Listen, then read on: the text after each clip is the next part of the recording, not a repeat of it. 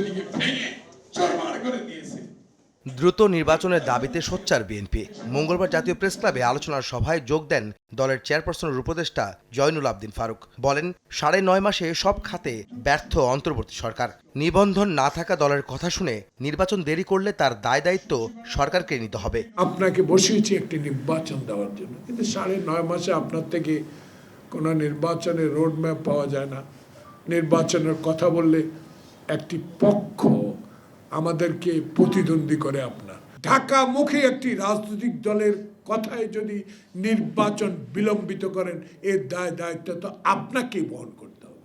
এদিন প্রেস ক্লাবে আরেক আলোচনার সভায় যোগ দিয়ে দলটির স্থায়ী কমিটির সদস্য আমির খসরু বলেন, অনির্বাচিত সরকারের স্বৈরাচারী হয়ে ওঠার লক্ষণ প্রকাশ পেতে শুরু করেছে। দেশের জনগণ সাংঘর্ষিক রাজনীতি বা মবক্রেসি চায় না।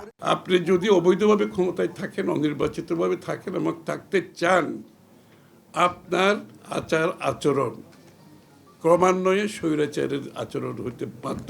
এটা ব্ল্যাঙ্ক চেক না, সেই সমর্থন কিন্তু থাকবে। রোড ম্যাপটা দিতে এত ভয় কেন?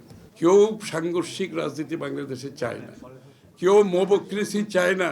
আমাদের পক্ষ থেকে এদিকে রাজধানীর গুলশানে দলের চেয়ারপারসনের কার্যালয় স্থায়ী কমিটির সংবাদ সম্মেলনে ডক্টর খন্দকার মোশাররফ হোসেন বলেন, প্রধান উপদেষ্টার সঙ্গে আলোচনায় সুনির্দিষ্ট নির্বাচনী রোডম্যাপ না থাকায় হতাশ বিএনপি। ডিসেম্বরের মধ্যে নির্বাচনের রোডম্যাপ না দিলে বিএনপির পক্ষে অন্তর্বর্তী সরকারের প্রতি সহযোগিতা অব্যাহত রাখা কঠিন হবে। 2025-এর মধ্যে একটি জাতীয় সংসদ গঠনের জন্য অবিলম্বে সুনির্দিষ্ট রোডম্যাপ ঘোষণার দাবি জানাচ্ছি। এর অন্যথা হলে জনগণের দল হিসাবে বিএনপির পক্ষে এই সরকারের প্রতি সহযোগিতা অব্যাহত রাখা কঠিন হয়ে দাঁড়াবে। নির্বাচন পেছাতে ওসিলা সৃষ্টি করা হচ্ছে মন্তব্য করে দেশের স্থিতিশীলতা বজায় রাখতে সরকার ঐক্যমতের ভিত্তিতে রাষ্ট্র পরিচালনার ব্যবস্থা করবে বলেও প্রত্যাশা জানান বিএনপি নেতারা। আহমেদ সালেহীন, সময় সংবাদ, ঢাকা।